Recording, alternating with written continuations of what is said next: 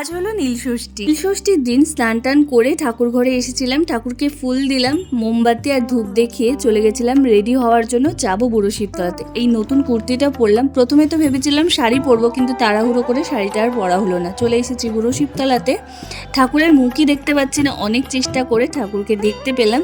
আর আজকে আমার পুজো দেওয়াটা হলো না, কারণ লাইনটা অনেকটা লম্বা ছিল। মামাকে বাড়িতে রেখে এসেছি, পুজো দিলে আমার 3-4 বেজে যাবে।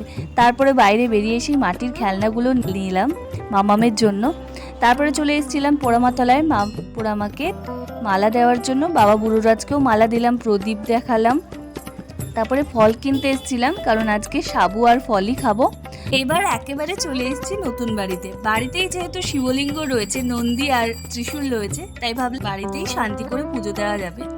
মধু ঘি দিয়ে ফার্স্টে ঠাকুরকে স্নান করিয়ে নিয়েছি, তারপরে দুধ আর গঙ্গার জল দিয়ে স্নান করেছি। আজকে একেবারে ডাবটা আর দইটা আনতে ভুলেই গেছি। আর ঠাকুরের জন্য সুন্দর দেখে একটা অপরাজিতার মালা আর আকন্দ ফুলের মালা এনেছিলাম। আর একটা মাত্রই বেলপাতা ছিল, বেলপাতার প্রচণ্ড ক্রাইসিস। জানি একটা বেলপাতাতেই ঠাকুর সন্তুষ্ট হবে, তাও মনটা ভালো লাগে না। তো ঠাকুরকে 5 ফল দিলাম আর একটু জল দিলাম খেতে। এরপর ঠাকুরের আরতি করে পুজো সম্পন্ন করলাম। যেহেতু সকালবেলায় বাড়িতে ভোগ দেওয়া হয়েছে ঠাকুরকে, তাই আমি আর ঠাকুরকে সন্দেশ মিষ্টি দিইনি।